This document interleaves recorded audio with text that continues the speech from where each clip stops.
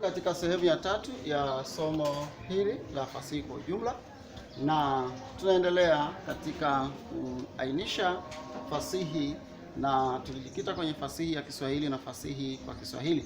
Na hapa leo tutaangalia fasihi kwa Kiswahili. Wengine husema fasihi kwa lugha ya Kiswahili.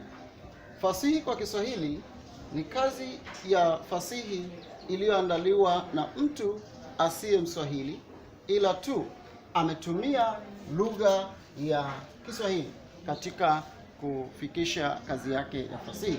Ni fasihi iliyoandaliwa na mtu yeyote asiye Mswahili, ila tu ametumia lugha ya Kiswahili ili kufikisha mawazo yake kwa jamii anayoikusudia.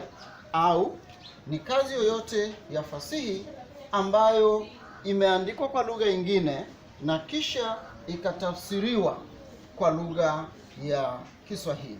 Kwa hiyo dhana ya fasihi kwa Kiswahili inahusu fasihi iliyoandaliwa na mtu asiye Mswahili ila tu ametumia lugha ya Kiswahili, au kazi ya fasihi iliyoandaliwa kwa lugha nyingine kisha ikatafsiriwa kwa lugha ya Kiswahili.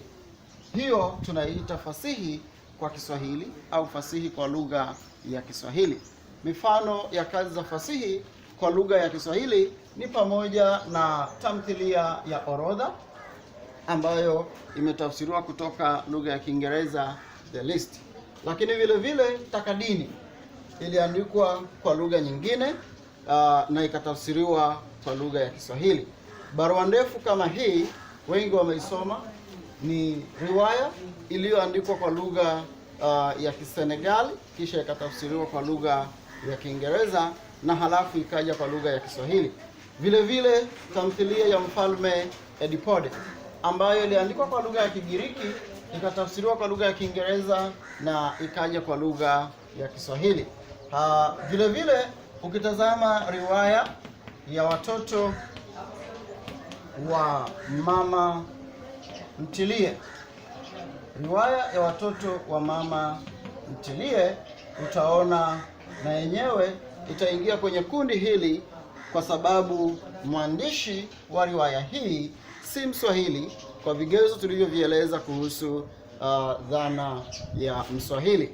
Na kufikia hapo sasa tunaweza kuingia kuangalia tofauti kati ya fasihi ya Kiswahili na fasihi kwa lugha ya Kiswahili.